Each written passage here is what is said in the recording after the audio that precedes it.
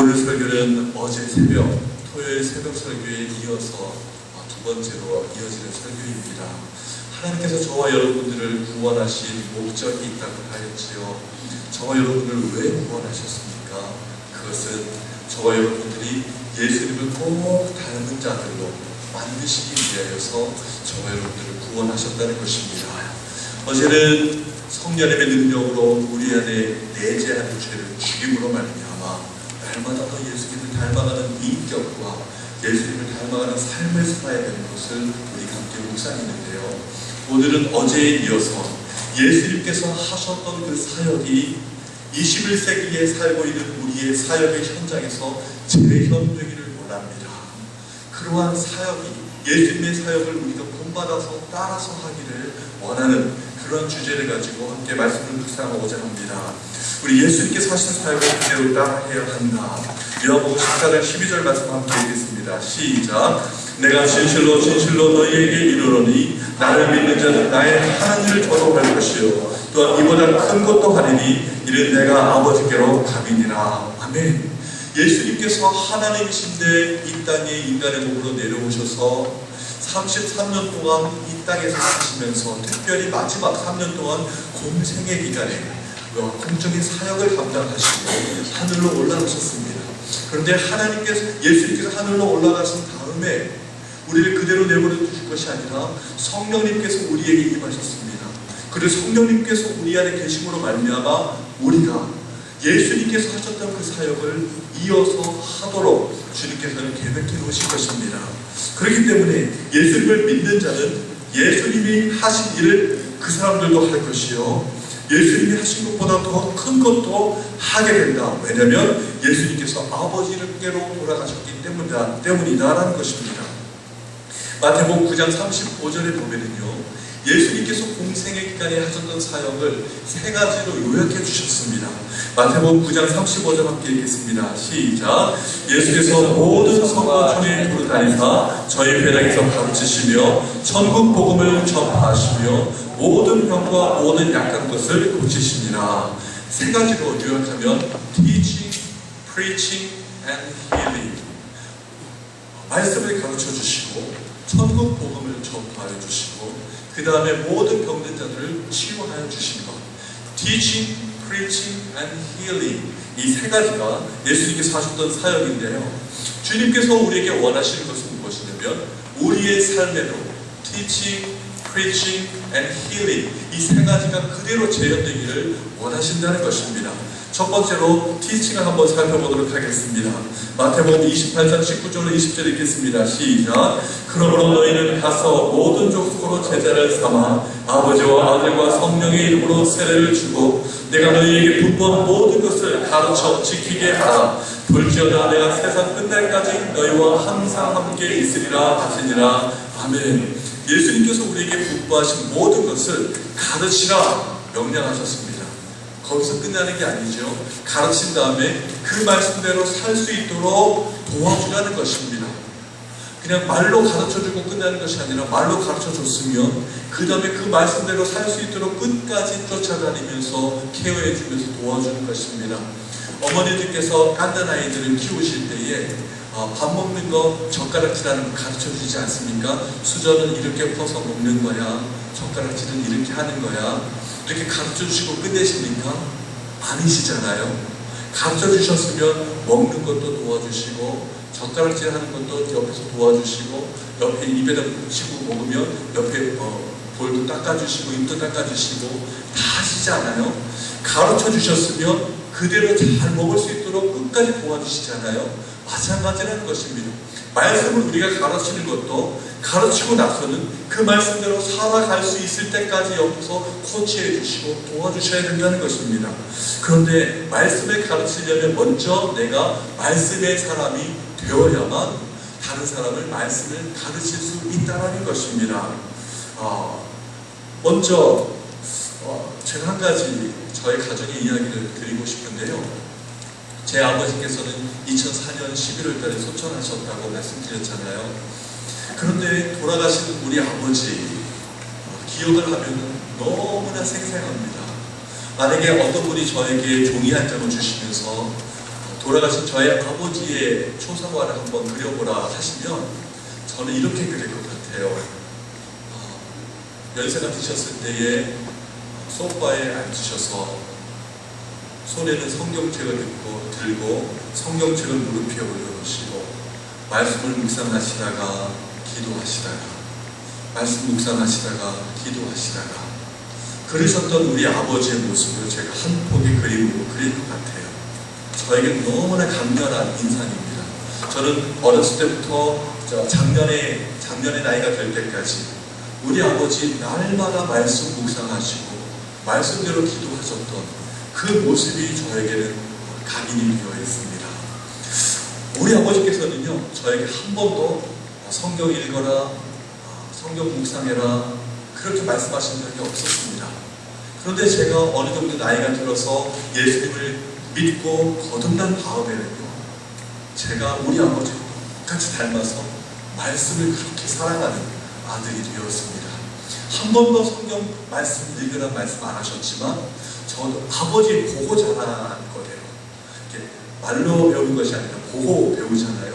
그대로 보고 제가 말씀을 사랑하는 사람이 되었습니다.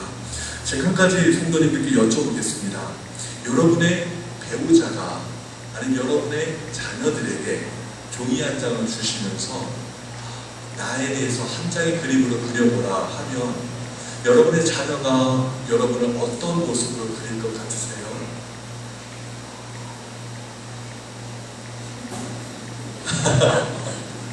예전에 어느 학교에서 가정에 대해서 아버지 어머니 그리라 그랬더니 아버지는 이불자리 펴놓고 누워서 자고 있는 모습을 그렸다고 하는데요. 하루 종일 일하고 집에 오시면 주무시고 일주일 내내 일하시고 집에 오시면 주말에 주무시는 모습, 그 아버지는 주무시는 모습이 아이들에게 각인이 되어 있었다고 하는 것을 제가 봤는데, 만약에 나의 모습을 나의 자녀들이 그린다면 어떤 모습으로 그릴까? 만약에 제가 우리 아버지를 기억하는 것처럼 말씀의 사람, 말씀의 아버지, 말씀의 어머니로 기억한다면 인생 성공이시고 자녀 교육의 성공인 줄 믿으시길 바랍니다. 간단하이 같이 순전하고 신령한 젖을 사모하라. 이는 그로 말미암아 너희로 구원에 이르도록 자라게 하려 함이라 하였는데요. 갓난 아이들 같이 신령한 젖을 사모하라 하셨는데요. 갓난 아이들이 배고프면 어떻게 하죠? 울죠. 울어도 젖을 안 주면 어떻게 하죠? 더 크게 울지요. 언제까지 울죠? 젖 줄 때까지 우는 거죠. 죽어라고 우는 거예요. 젖 안 주면 죽으니까. 그와 마찬가지로 신령한 젖, 하나님의 영의 양식을 향한 갈급함이 있어야 됩니다. 영의 양식을 먹지 못하면 도저히 견딜 수가 없어서 하나님의 양식을, 영의 양식을 주옵소서, 생명의 양식을 나에게 주옵소서, 그런 갈급함이 있기를 원합니다. 영적인 갈급함, 그 갈급함이 있기를 원합니다. 제가 저희 교회에서 새가족들을 섬기는 사역을 하고 있는데요. 한 번에 예배를 마치고 새가족실에 들어갔더니 신혼부부가 앉아있는 거예요. 그런데 그 신부가 저를 보더니 깜짝 놀라면서 그 자리에 일어나서 너무 반가워하는 거예요. 알고 보니까요, 제가 5년 전에 청년부수련회 강사로 가서 섬겼던 적이 있는데요. 그때 그 수련회에 참석했던 자매님인데 이제는 시간이 지나서 결혼하고 메릴랜드에, 저희 교회가 버지니아에 있는데요, 메릴랜드에서 이제 신혼살림을 시작한 것입니다. 그런데 메릴랜드에 가서 어느 교회에 적을 두고 신앙생활 할지가 가장 큰 두들 제목이었는데, 찾고 찾아도 자기 가정에게 꼭 맞는 교회를 못 찾았다는 거예요. 그런데요, 1시간을 운전해서 메릴랜드에 있는 콜롬비아에서 버지니아에 있는 센터빌까지 1시간을 운전하고 와서 예배드리면서 우리 목사님의 설교를 들으면서 영적인 갈급함이 행함을 얻게 됐다는 것입니다. 저희 다비 목사님께서 여쭤보셨어요. 1시간 운전하고 오면 힘들지 않냐고. 그랬더니 그 젊은 부부가 하는 말이 뭐냐면요, 안 그래요 목사님, 1시간 동안 운전하고 오는 것이 너무 짧게 느껴져요. 이제 예배드리고 말씀 드릴 거, 그들 은혜 받을 거 생각하면 1시간 동안 교회까지 오는 그 시간이 너무 너무나 마음이 설레져요 하는 거예요. 그리고 예배 끝나면 그 전주에 있었던 설교 CD를 저희들이 이렇게 나눠드리는데요. 그 설교 CD를 틀어놓고 집으로 말씀드리면서 돌아가는 그 일이 너무나 행복해요 라고 고백하는 거예요. 그 갈급 밤 1시간 동안 운전하고 오면서도 말씀을 드릴 걸 생각하면서 기쁘고 마음이 설레는 그 영적인 갈급 밤 우리 모두에게 있기를 원합니다. 아멘. 그리고 구원에 이르도록 잘하게 하려 합니다 했는데요. 어머님들께 여쭤보겠습니다. 깐나나에게 젖을 안 먹이는데 무럭무럭 자라고 몸무게가 실해지고 그런 경우 있으세요? 어머님? 없으시죠? 없지요? 마찬가지입니다. 우리가 영의 양식을 먹지 않는데 우리가 영적으로 무럭무럭 성장하고 자라나는 건 불가능하다는 것입니다. 영의 양식을 먹지 않는데 성화의 진전이 있는 것 불가능하다는 것입니다. 그러므로 우리가 영의 양식을 먹는 것, 이것을 생명처럼 여겨야 된다는 것입니다. 제가 작년 가을에 편도선 절개 수술을 받게 되었는데요. 저는 마취하고 들어갔을 때 아무 기억이 없잖아요. 몰랐습니다. 수술 마치고 딱 나왔는데요. 침 삼키는 게 그렇게 아프고, 근데 그거보다 더 아픈 것은요, 혀가 퉁퉁 부어가지고요, 입 안에 가득 채운 것 같아요. 혓바늘 하나하나가 다 떨어져 나올 것 같아요. 그런데 그것이 이제 시간이 지나가면서 침 삼키는 것도 조금 좋아지고 혀도 조금씩 가라앉기 시작했어요. 그러면서 처음에는 마시는 것만 마시다가 조금씩 밥을 먹게 됐는데요. 한 가지 깨달은 것이 있었어요. 한 번은 김치찌개를 먹으러 갔는데요. 너무 칼칼한 게 먹고 싶어서 그동안 못 먹었으니까요. 김치찌개를 먹는데요. 제 처는 너무 맵다는 거예요. 그런데 저는 하나도 안 매운 거예요. 평소에는 제가 매운 걸 전혀 못 먹는 사람이고 제처럼 매운 걸 너무 잘 먹는 사람이거든요. 근데 매운 걸 잘 먹는 제처는 너무 맵다고 그러는데 저는 하나도 안 매운 거예요. 그리고 하나도 안 짠 거예요. 제가 혀에 미각을 잃어버린 것입니다. 그래가지고 하나님 이 미각이 안 돌아오면 어떡하죠?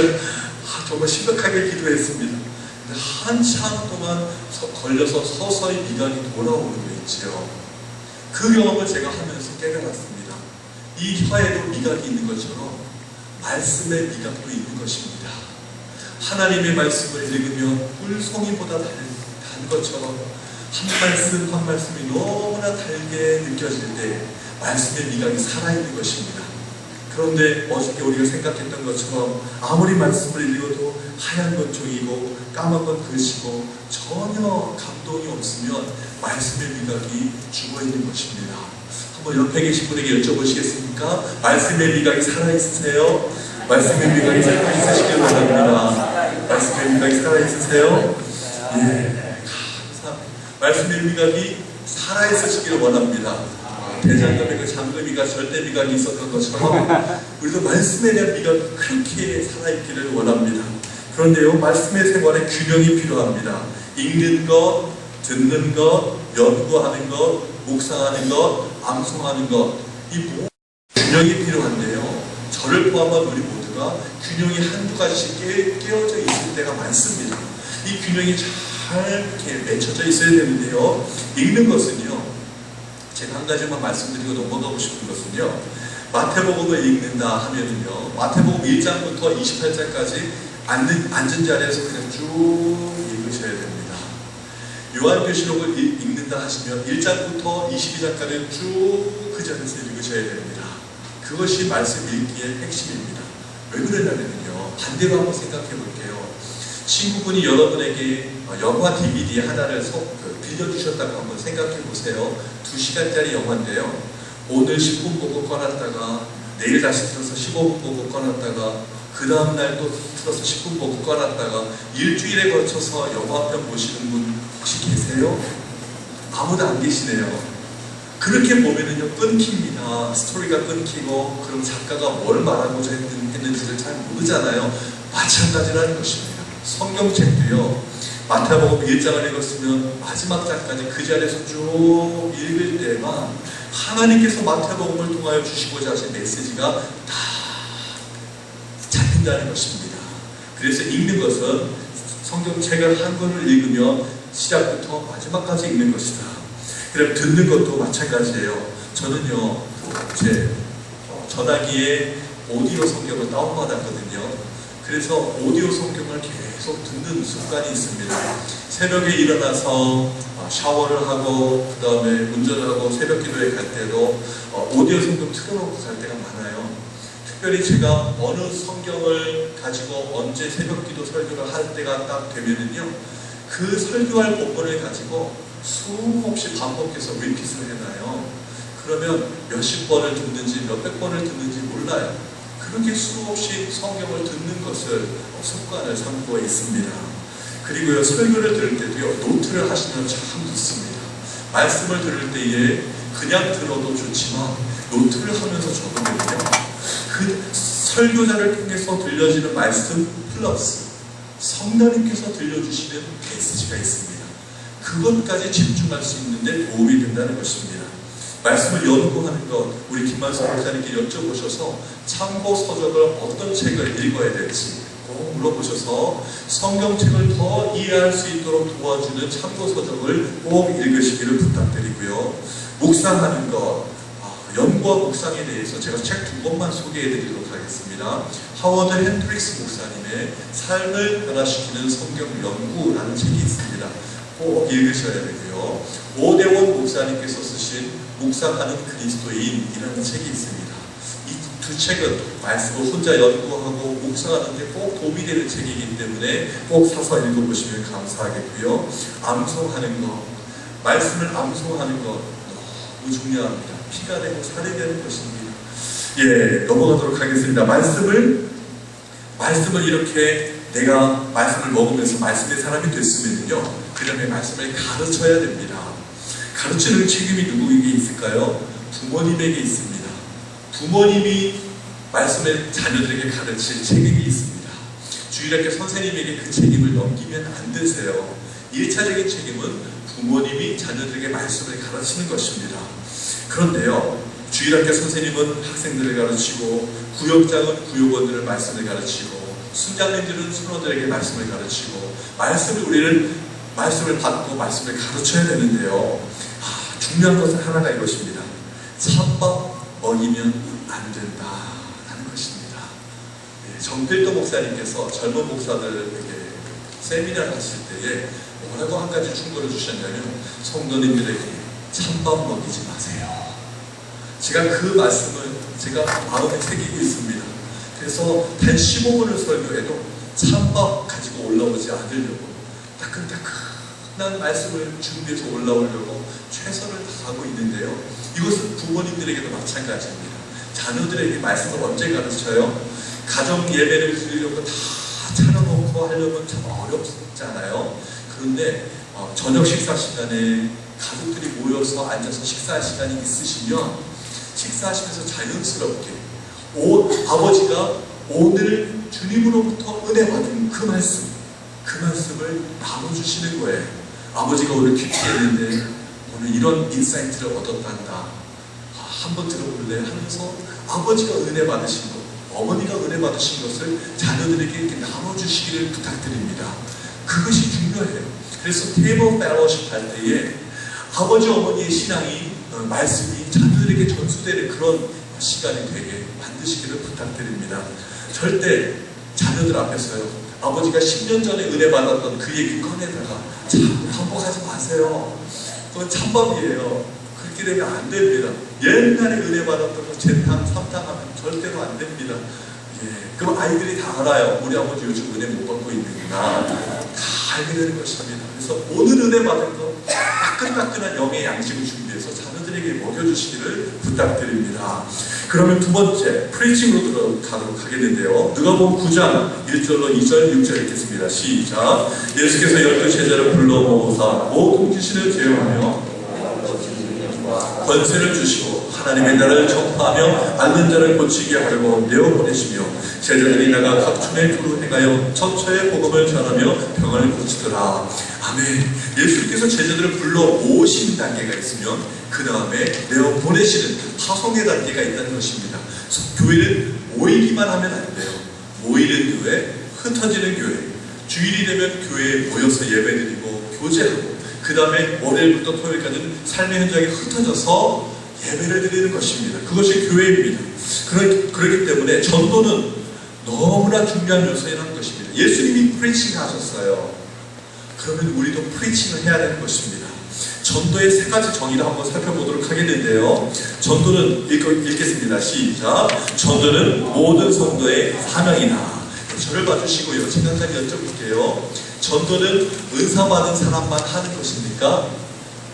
제가 답을 다 말씀드리고 여쭤보는 거죠. 아시면서도 제가 여쭤보는 이유는요, 한 번 더 리마인드 하시도록 제가 여쭤보는 것입니다. 전도는 은사 받은 사람만 하는 것이다 라고 생각할 때가 있거든요. 예를 들면 우리 한국의 유명한 전도자 김인중 목사님, 또 우리 LA에 계시는 김기동 목사님, 유명한 전도자들만 전도하는 것이다, 나는 평범하니까 안 해도 된다 라고 생각하면 성경적이 아니라는 것입니다. 전도는 모든 성도들이 해야 되는 사명이라는 것입니다. 예를 들어서 말씀드릴게요. 우리 집사님 찬양인도 너무 잘하시는데 찬양의 은사를 받으시는 분만 찬양하나요? 찬양의 은사를 안 받으신 분은 찬양 안 해도 되나요? 이게 답을 이렇게 빨리빨리 해주시면 제가 참 도움이 많이 되거든요. 아니잖아요. 찬양의 은사를 받으신 분이 계시지만 찬양은 모든 사람이 하는 거잖아요. 마찬가지로 특별하게 전도자로 부르심을 받은 사람이 있어요. 그렇지만 모든 성도들도 전도해야 된다는 것입니다. 그렇기 때문에 전도는 나의 사명이다, 하나님께서 나에게 주신 사명이다 라는 것을 꼭 명심하시길 바랍니다. 아무리 앞에서 정준선 목사 저렇게 설교해도 나는 오늘부터 전도 안 해야지, 이렇게 생각하시면 오늘 설교가 수포로 돌아가는 것입니다. 지금 이 시간 명심하세요. 전도는 하나님께서 나에게 주신 사명이다. 아멘이십니까? 네. 오늘부터 전도해야지. 옆에 계신 분에게 한번 고백하세요. 오늘부터 전도하겠습니다. 오늘부터 전도하겠습니다. 감사합니다. 오늘부터 전도하겠습니다. 전도는요, 영적인 일이에요. 두 번째, 생각해보면요. 오늘 귀한 아이들, 에버슨과 나오미가 탄생을 해서 처음 예배드리러 나왔잖아요. 하나님의 기적입니다. 제가 어제 말씀드렸잖아요. 저는 오랫동안 지금 결혼하고 기도하고 기다리지만 아직 하나님께서 저희 가정에 아기 안 주셨잖아요. 처음에는요, 결혼하면 다 아기 낳는 줄 알았어요. 그런데 시간이 지나고 나니까요, 아기 낳는 것이, 생명이 탄생하는 것은 하나님께서 주셔야만 되는 기적이구나. 그래서 생명 한 생명이 너무나 귀하다는 것을 깨닫게 되었습니다. 그런데요, 사람이 한 번 태어나고 그냥 끝나면 죽으면 어디 가죠? 지옥에 가요. 한 번 태어나는 것도 기적이지만 한 번 거듭나는 것, 한 번 더 태어나고 예수님을 믿고 구원받아야 죽으면 천국 가게 되는 거거든요. 그래서 어린아이가 응애하고 태어나는 것도 기적이지만, 하나님의 기적이지만, 한 번 더 태어나고 거듭나고 구원받는 것, 이건 하나님의 더 큰 기적이라는 것을 깨닫게 되었습니다. 전도해도요, 사람이 전도한다고 구원받는 게 아니에요. 전도하는 것은 하나님의 도구로 쓰임받는 것에 불과합니다. 성령님께서 거듭나게 해주시는 기적을 일으켜 주셔야 그 사람이 구원받게 되는 것을 깨닫게 되었던 것입니다. 그렇기 때문에 전도는 영적인 것입니다. 전도가 영적인 것이기 때문에 전도는 육적인 것으로 만들어버리면 안 됩니다. 어떤 교회 같은 경우, 한국의 어떤 교회는요, 그 전도하는 그런 행사를 하면서 전도 제일 많이 해온 사람은 전도왕을 뽑고요, 그 전도왕에게는 자동차 한 대 선물로 그래서 교회 라비에 자동차 한 대 들여다 놓고 들어오고 나가면서 자동차 내가 받아가야 되겠다 동기부여를 시키고, 이것은요, 전도가 영적인 일인데 전도를 육적인 일로 만들어버리는 것입니다. 너무 안타까운 거예요. 전도는요, 영적인 것이기 때문에 영적인 사역으로 감당해야 되는 줄 믿으시길 바랍니다. 전도는 그리고 특권이에요. 하나님께서 구원해 주시는데 그 하나님의 구원 사역에 저와 같이 나뭇가지 같이 아무것도 아닌 우리를 사용해 주시는 것이에요. 이것이 특권이 아니고 무엇이겠습니까? 한번 로마서 10장 10절과 14절 읽겠습니다. 시작. 사람이 마음으로 믿어 의에 이르고 입으로 시인하여 그런즉 그들이 믿지 아니하는 이를 어찌 부르리요? 듣지도 못한 이를 어찌 믿으리요? 전파하는 자가 없이 어찌 들으리요? 하나님께서 전능하시기 때문에 그냥 직접 다 구원하실 수도 있는 분이십니다. 그럼에도 불구하고 하나님께서는 저와 여러분을 도구로 사용하시는 것입니다. 전파하는 자로, 복음을 전하는 자로 사용해 주시는 것이에요. 그래서 우리의 입을 통해서, 우리의 삶을 통해서 복음이 전파될 때에 그 복음을 듣게 하시고, 들음으로 말미암아 믿게 하시고, 믿음으로 말미암아 구원받게 해주신다는 것입니다. 그렇기 때문에 하나님의 거룩하신, 전능하신 기적에 저와 여러분이 쓰임받는 것, 이것이 전도하는 것입니다. 이것이 특권이지 않겠습니까? 이것이 특권입니다. 그렇기 때문에 전도할 때는 영적인 것이기 때문에 기도해야 되는 것입니다. 기도하지 않고서는요, 아무 일도 일어날 수가 없습니다. 사도행전 1장 8절 맨 마지막에 있는 걸 함께 읽겠습니다. 시작. 오직 성령이 너희에게 임하시면 너희가 권능을 받고 예루살렘과 온 유대와 사마리아와 땅 끝까지 이르러 내 증인이 되리라 하시니라. 아멘. 주님께서 명령하셨습니다. 기도해라, 기도하라, 기다려라. 그럼 성령님께서 임하실 것이다. 이 제자들이 열흘 동안이나 전수로 기도했잖아요. 그때 성령님께서 강림하셨습니다. 성령 충만을 입었습니다. 그랬더니요, 사람들이 담대하게 일어나서 그때부터 복음을 전하기 시작했던 것입니다. 불과 얼마 전에 베드로가 예수님 모른다고 3번이나 부인했잖아요. 그때의 베드로가 이젠 아니에요.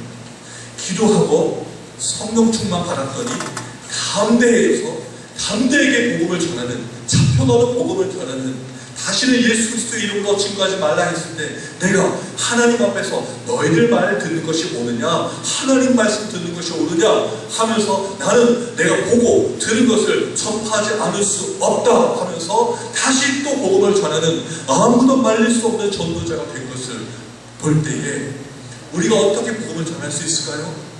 우리는 베드로와 같이 예수님 모른다고 부인했던 베드로와 같이 연약한 존재들이잖아요. 그러나 방법이 있습니다. 기도하여서 성령 충만 받아서 그 다음에 담대함을 얻고 우리를 전도자로 세움받을 수 있는 줄 믿으시길 바랍니다. 그렇기 때문에 기도하셔야 돼요. 기도하면 담대함을 얻게 되고요, 기도하면 복음을 전할 사람을 만나게 됩니다. 제가 얼마 전에 있었던 간증을 드리면요, 제가 섬기는 교회에서 새생명 축제를 10월 말에 계획하고 있거든요. 그래서 온 성도님들이 이제는 옆에 있는 안 믿는 분들에게 복음을 전합시다. 그리고 교회에 초대해 옵시다.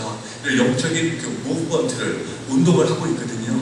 근데 그것을 제일 앞장서서 섬기는 사람도 제가 하나님께서 뽑아주셨어요. 특권이죠.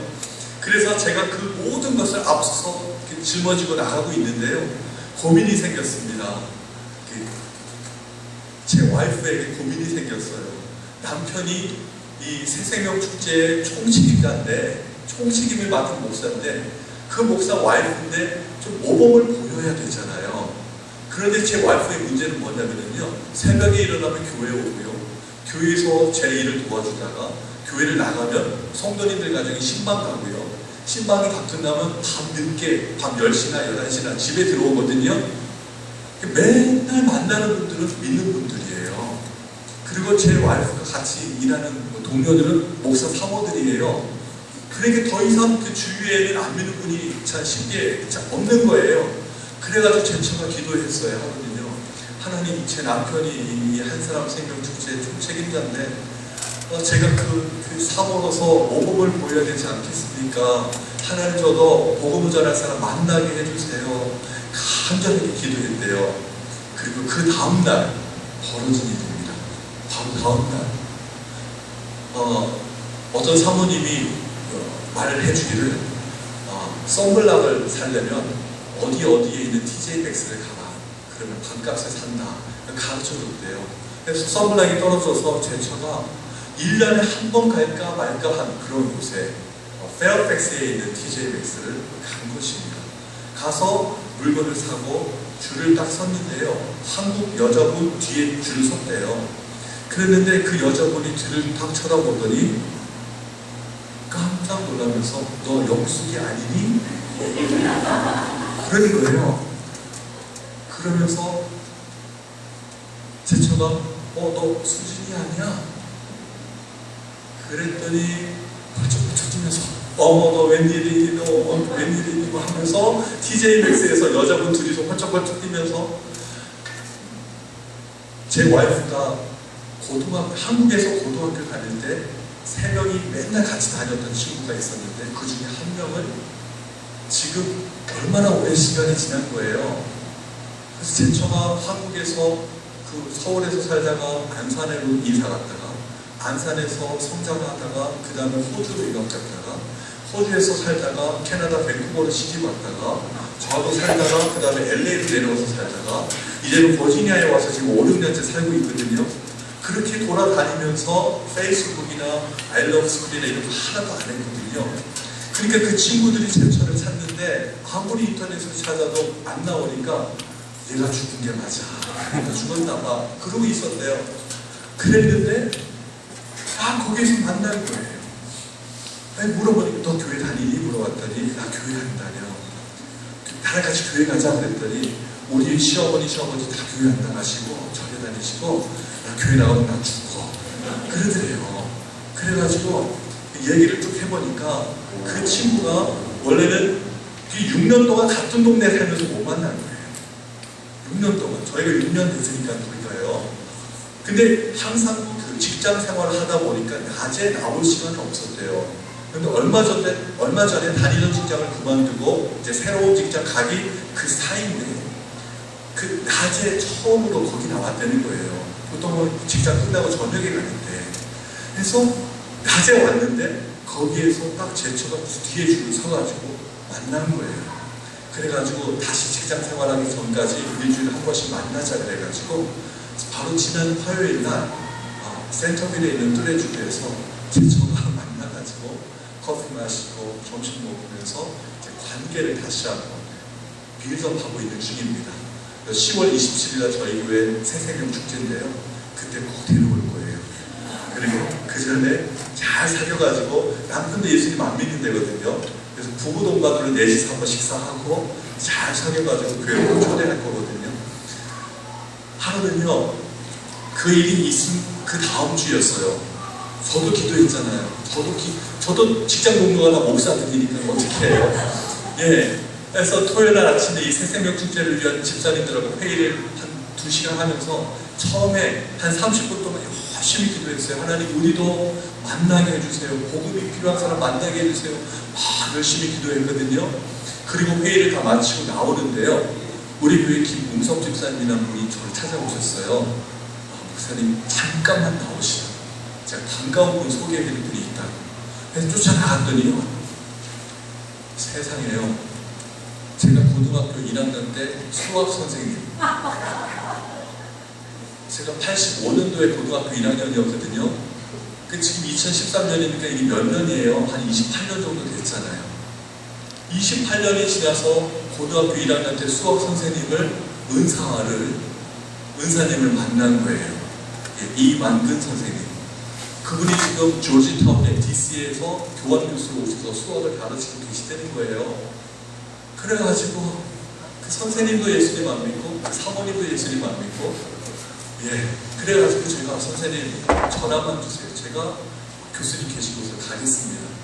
그래서 여기 바로 제가 여기 금요일날 왔잖아요. 화요일날 제가 조지타운까지 DC까지 갔어요. 저는 옆에 살아도 DC 잘 안 가거든요. 그런데 복음을 전하려고 갔어요. 2시간에 걸렸습니다. 한 1시간 걸려서 근처까지 갔는데 파킹 자리가 없어서 한 4, 50분을 헤매다가 겨우 약속 장소에 맞춰서 갔어요. 그런데 우리 선생님께서 제 고등학교 1년 후배 부부를 또 초대하셨어요. 그래서 6명이 모여 앉았는데요. 선생님, 은사님, 사모님, 그 다음에 1년 후배 3분이 예수님 안 믿는 분이에요. 와이프는 예수님 믿고요. 그래가지고 같이 펠로십을 하고 얘기 나누고 그 다음에 전화번호 주고받고 그 다음에 선생님 예수님 믿으세요. 살아온 이야기 좀 하라 그러셔서 페퍼를 풀자. 그래서 살아온 얘기, 제가 아르헨티나 이민 갔던 얘기, 캐나다 공부하던 얘기, 없어서 못 먹었던 얘기, 고생했던 얘기 다 하면서 그래도요, 예수님께서 다 먹여주시고 지금 여기까지 왔어요. 예수님 믿으셔야 돼요. 고구마 전도 아시죠? 한 번씩 얘기하는 거예요. 선생님, 예수님 믿으셔야 돼요. 마지막으로 이제 다 헤어지고 계시는 숙소로 이제 모셔다 드리면서도요, 한번 쭉 얘기하시다가 예수님 믿으셔야 돼요. 선생님이 그러시는 거예요. 예수님 아직은 예수님 안 믿지만 예수님 믿는 사람들 만나보면 다 행복해 보인대요. 뭐가 그렇게 좋은지 행복해 보인대요. 맞아요, 선생님. 예수님 믿으면 너무 좋아요. 예수님 믿으셔야 돼요. 하고 나서 제가 이메일을 이제 받았거든요. 예, 그리고 선생님이 이제 한국으로 돌아가셨어요. 그런데 이제 그 고등학교 1년 후배, 그 후배는 저희 동네에 살거든요. 경찰이에요. 그 후배한테 헤어지면서 제가 전화번호 주고받고 물어봤어요. 우리 교회에서 큰 행사 하면 한 번씩 올 수 있냐고. 올 수 있대요. 제가 미리 다 작전을 다 짜는 거거든요. 한번 초대하면 올 수 있겠냐. 오겠다 그랬잖아요. 10월 27일 날 우리 교회 이제 올 거예요. 오면 우리 담임 목사님 복음을 전해주실 거고, 주님이 역사해 주시면 복음 받을 수 있잖아요. 예. 이렇게 아무리 주위에 안 믿는 사람이 없는 목사하고 사모여도요, 하나님 만나야 될 영혼 만나게 하여 주옵소서 기도했더니 기적 같은 일이, 이렇게 한국에서 몇십 년 동안 떨어져 있었던 기적같이 만나는 일이 있지 않습니까? 그렇기 때문에요, 복음을 전하셔야 돼요. 기도하셔야 돼요. 그러면 만나는 것입니다. 어저께 김만수 목사님과 함께 한국 맡기신가요? 여기요? 그랬는데 나가서요, 짧은 시간이지만 전도지 나눠드리면서 예수님 믿으세요? 예수님 믿으셔야 돼요. 했거든요. 전도를 하는데요, 어떤 분은 어떤 한국 연세가 많으신 여자분이신데 불교예요. 절에 다녀요. 하시는 거예요. 그래서 제가 문도 열어드리고 이거 좀 도와드릴까요? 짐 실는 거 도와드릴까요? 막 했더니요, 나중에 가시면서 마지막 한마디가 뭐였는지 아세요? 수고 많이 하세요. 하시는 거예요. 네. 이렇게 노방전도가 기뻐요. 저희 교회에서요, 노방전도 팀이 있거든요. 노방전도 팀이 딱 나가면 저한테 텍스트가 날라와요. 누구 3명이 한 팀이에요. 누구 지금 어디에서 어느 H마트에서 11시에 전도 시작합니다. 텍스트가 딱 날라와요. 그럼 조금 있다가 오후 4시가 되면 누구 어디에 롯데에서 오후 4시에 전도 시작합니다. 텍스트가 딱 날라와요. 그런 거 받을 때마다 기도해. 하나님, 이분들 하나님 사랑해 주옵소서, 구원하여 주옵소서. 이렇게 교회 안에 복음 증거가 살아있어야 됩니다. 왜냐면 이것은 주님께서 하셨던 사역이고 우리가 계속 이어서 하라고 하신 사역이기 때문에 교회에 살아있는 전도가 있어야 된다는 것입니다. 전도하는 교회, 새생명 성교교회가 되시기를 축원합니다. 전도하는 성도, 새생명 성교교회의 모든 성도님들 되시기를 주의 이름으로 축원합니다.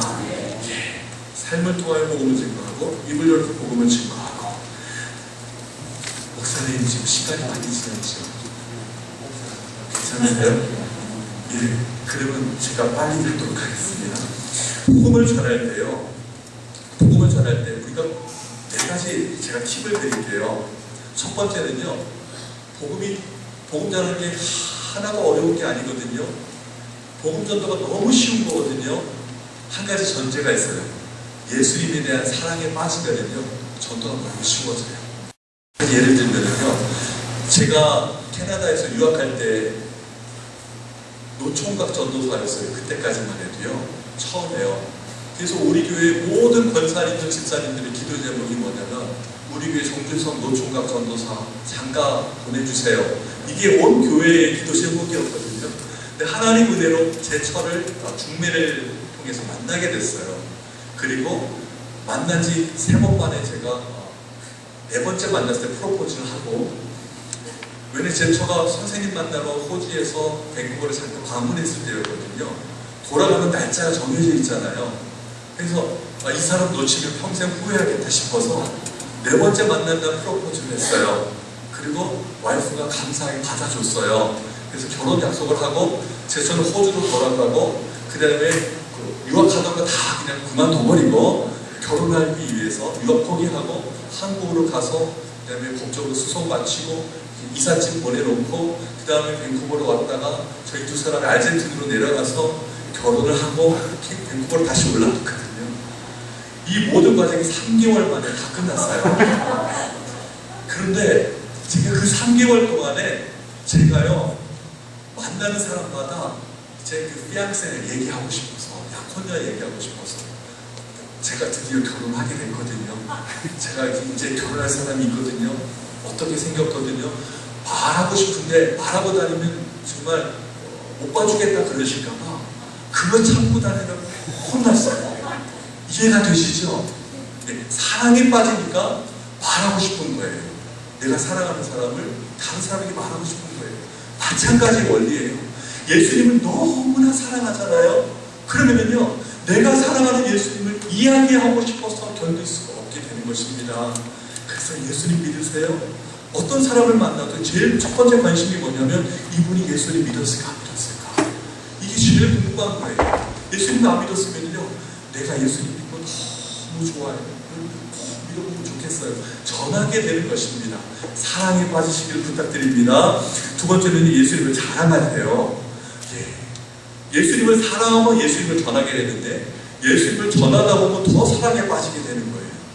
어제도 제가 짧은 시간이지만 한국마켓 앞에서 복음을 전하면서 예수님 믿으세요? 예수님 믿으세요? 그리고 참 감사한 거는요 히스패닉 두 분에게 제가 복음을 전했는데요 한국 분들보다 전도하기가 더 좋아요. 한국 사람인데 스페니쉬로 복음을 전하면요 아주 마음이 열리는 거예요. 제가 남미 가면은 말 잘한다는 소리 못 듣거든요.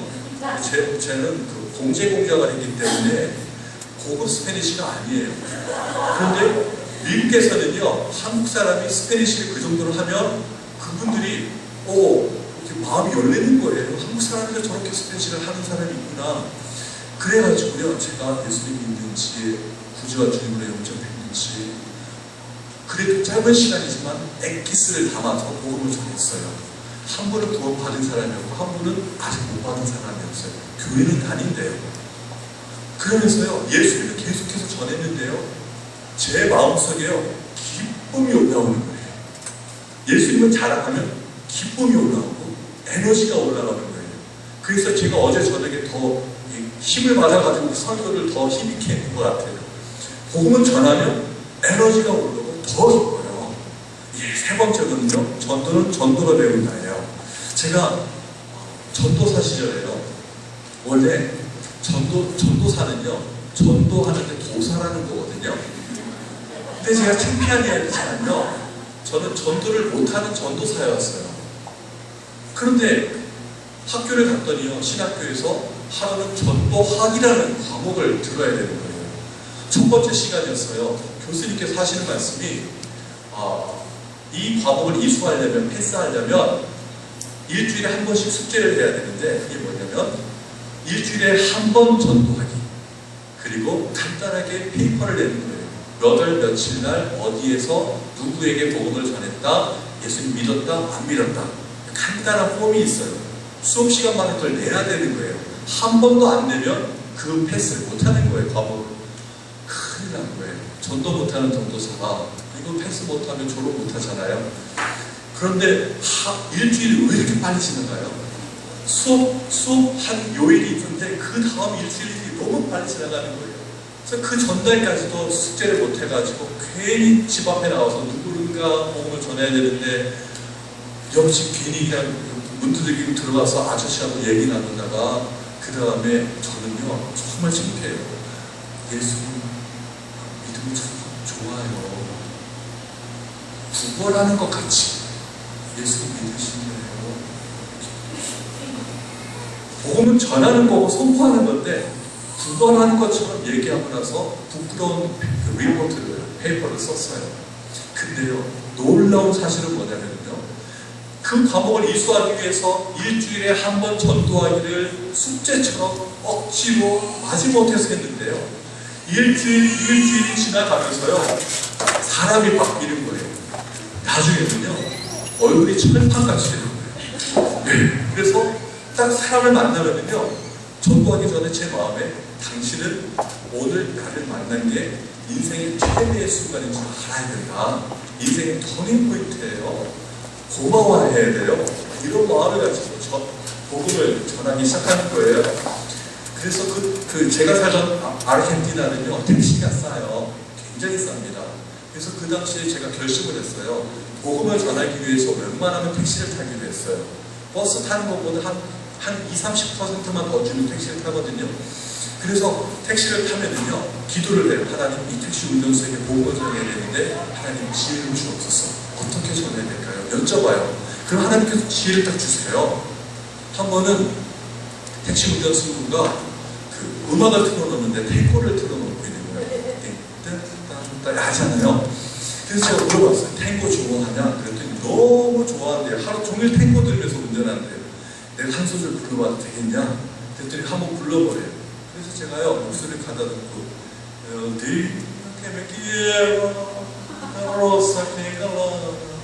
탱고를 불러줬거든요. 그랬더니 이분이 마음이 확 열린 거예요. 마음이 열린 걸 확인한 순간 제가 그 순간을 포착해서 물어봤죠. 내가 한 가지 진짜 궁금한 게 있는데 물어봐도 되냐? 그랬더니요, 뭐라고 하면 2개 물어봐도 된대. 그래서 진짜 물어봤어요. 너 사람이 한 번 태어나는 돈 있어도 한 번 다 누구나 죽는데 만약 오늘 죽으면 너 천국 들어갈 준비가 되느냐? 그랬더니요, 대답을 못하는 거예요. 그래가지고요, 이미 마음이 다 열렸기 때문에 그냥 치고 들어가는 거예요. 예수님을 믿어야 되는 거, 복음은 십자가의 복음과 예수님이 죽으신 거, 부활하신 거, 복음을 쫙 설명을 했어요. 그랬더니 마지막에 너 예수님을 구주와 주님으로 영접하겠냐? 그랬더니 영접하겠다는 거예요. 그래가지고요, 너무 감사해가지고요, 나중에 택시 내릴 때 돈을 줬더니요, 안 받겠대요. 예, 은인이라고 안 받겠대요. 저는 준다 그러고 안 받겠다 그러고 막 서로 준다 안 받는다고 그렇게 실갱이를 하고 그랬거든요. 한 번은 택시를 탔는데 너무 가까운 거였어요. 복음을 한참 전하는데 저희 집 앞에 고속 도착하는 거예요. 최대한 천천히 지나갈 거면서 계속 얘기하는 거예요. 그래서 최대한 천천히 지갑을 열어가지고 계속 복음을 전하면서 최대한 천천히 돈을 내밀었는데 그 아저씨는 보통 속도로 탁 잡는 거예요. 근데 여기서 놔주면은 끝나잖아요. 돈을 안 놔줬어요, 제가. 돈을 안 놔주고, 그러니까 참 이상한 순간이죠. 그 아저씨도 참 미안하잖아요, 무한하고. 그는 꼼짝없이 잡혀가지고 둘이 돈을 같이 잡고 저는 계속 복음을 전한 거예요. 그리고 나중에 예수님 믿는다 그랬을 때 속 놔줬어요. 네. 나중에요, 이 얼굴이 이 철판같이 되어버리는 거예요. 그리고 제가 기쁘고 즐겁게 복음을 전하니까 듣는 사람들이 저한테 말려들어와요. 그게 전도로 배운다. 한번 따라하세요. 전도는 전도로 배운다. 다니엘과 사용리 전도 폭발을 아무리 교실에서 훈련받아도요, 나가서 전도 안 하면 아무 소용이 없습니다. 예, 저도 전도 폭발에 가르치는 사람이지만요, 교실에서는 전도자가 나오지 않아요. 나가서 복음을 전해야 되는 것입니다. 네 번째로, 낙심하지 말고 계속 복음의 씨를 뿌리세요. 예. 딱 친구가 되어서 관계가 있기 때문에 커피 한 잔 마시면서 1시간 정도 깊이 복음을 전할 수 있으면 괜찮아요. 그렇지만 1분, 2분밖에 없을 때는요, 그게 결심야가 잘 안 나와요. 그럴 때 복음의 씨를 그냥 뿌리고 다니는 거거든요. 그럴 때 이렇게 복음을 전해도 아무 소용이 없는 거 아닐까, 괜히 고생하는 거 아닐까, 이런 생각이 좀 의문이 들 때가 있어요. 그렇지만 걱정하지 마세요. 복음은 모든 믿는 자에게 구원을 주시는 하나님의 능력이 됩니다. 복음 자체가 능력이에요. 그래서 복음을 아무리 짧게 전해도요, 그 복음의 능력이 있기 때문에요, 하나님께서 역사해 주시면 어떤 일이 일어날지 모른다는 것입니다. 제가 지난 1월 26일 날, 그날이 저희 가정에 아주 중요한 날이었어요. 모르고 지나가면 1년이 괴로운 그런 날 있죠. 와이프 생일이었어요. 그래서 와이프가 제일 좋아하는 식당에 시간을 내서 갔어요. 네, 하루는 정말 노력을 해야지 그 다음에 1년이 편안하잖아요. 그래서 제가 제일 좋아하는 식당에 오랜만에 갔습니다. 가서 자리를 잡고 앉고, 그 다음에 이제 오믈렛을 먹고 싶어서 오믈렛을 직접 그 자리에서 해주는 데로 갔어요. 가서 딱 오믈렛 하나 해주세요. 딱 해고 얼굴을 보니까 남미에서 오신 분이에요. 여자분인데요. 또 얼굴이 낯이 참 많이 익은 거예요. 그래가지고 제가 말을 시켰어요. usted habla español? 스페니시 하냐고 제가 물어봤어요. 그랬더니 그분이 얼굴이 빨개지면서 눈에는 눈물이 막 그렁그렁 고이면서 말을 하기 시작하는데요. 자기가 한 3년 전에 이 자리에서 저를 만난다는 거예요. 그리고 3년 전에 저를 통해서 복음을 들었다는 거예요. 그때는 예수님 믿으라고 해도 안 믿었는데 자기가 아들 하나 키우면서 미국에서 혼자 생활하는 게 너무 어려워서 얼마 후에 미국에서 그냥 엘살바도르 사람이거든요. 자기 고국으로 내려갔대요. 그랬는데 그 엘살바도르에서 예수님을 자기가 믿었다는 거예요. 그리고 지금은 다시 미국 왔는데 똑같은 그 식당에서 일하고 있다는 거예요. 생각해보니까 한 3년 전에 그 생각이 나요. 그날따라 아들이 너무나 아프고 제가 복음을 전하면서 말을 시켰는데 아들이 하나 있는데 너무 아팠대요. 그날 엄마 마음이 얼마나 아팠겠어요. 옆에서 간호해줘야 되는데 일 나와야 되는 거예요. 엄마는. 그러니까 옆집 사람한테 아이 좀 부탁해놓고 나와서 일을 하고 있으니 얼마나 얼굴이 어두웠겠어요. 그래서 제가 예수님 믿으라고 그래야 네가 살아갈 수 있다고 복음을 전했던 거거든요. 그래서 얼굴이 그때는 너무나 피곤하고 근데 지친 얼굴이었는데요. 예수님 믿고 다시 만났잖아요. 얼굴이 얼마나 편안하고 평안하고 그런지 몰라요. 그러면서 이렇게 고백하는 거예요. 예수님만이 나의 유일한 기쁨이에요. Solamente Jesucristo es mi gozo y alegría. 이렇게 고백하는 거예요. 그러면서 너무 좋아하는 거예요. 그래가지고 기념사진도 한 장 찍고 그날 식사하면서 주님께 감사했어요. 하나님, 주님께서 우리 생일 선물로 주셨습니다. 그냥 복음 전하고 다닐 때 예수 믿으라고 전하고 다닐 때는 결신자가 안 나오기 때문에 내가 괜한 고생하고 있는 거 아닌가 이런 고민도 들 때가 많았지만 주님께서 계속 복음의 씨를 뿌리고 다니라고 주님께서 어떻게 역사해 줄지 모르고 어떻게 구원해 줄지 모르시니까 나는 무조건 복음의 씨를 뿌리고 다니면 되는 거라고 주님께서 우리에게 격려해 주시려고 이 데이스라는 그 자매를 만나게 해주셨군요. 얼마나 감사했는지 모릅니다.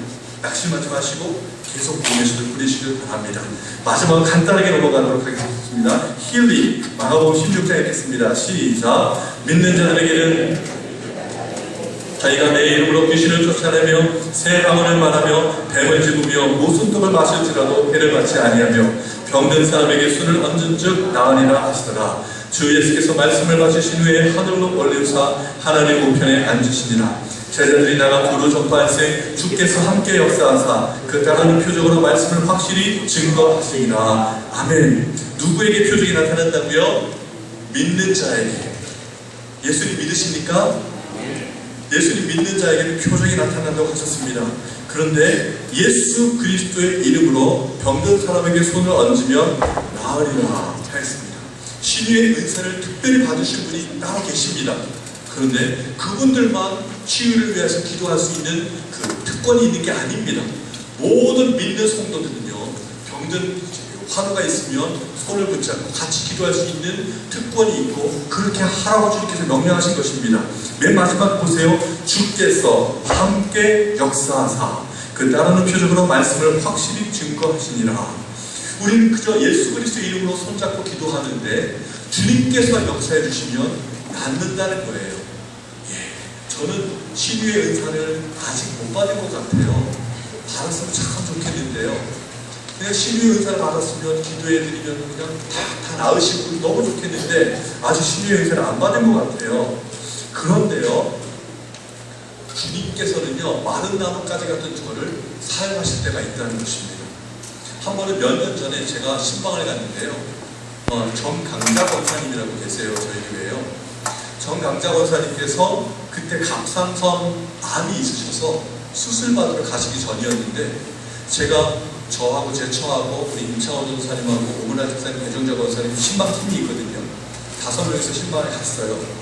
가서 같이 말씀 나누고 치유의 하나님에 대한 말씀을 묵상하고 우리 아버지 대장암 말기에서 하나님의 치유와 그 기적을 체험한 것 간증하고 그 다음에 같이 찬양하면서 기도를 했는데요.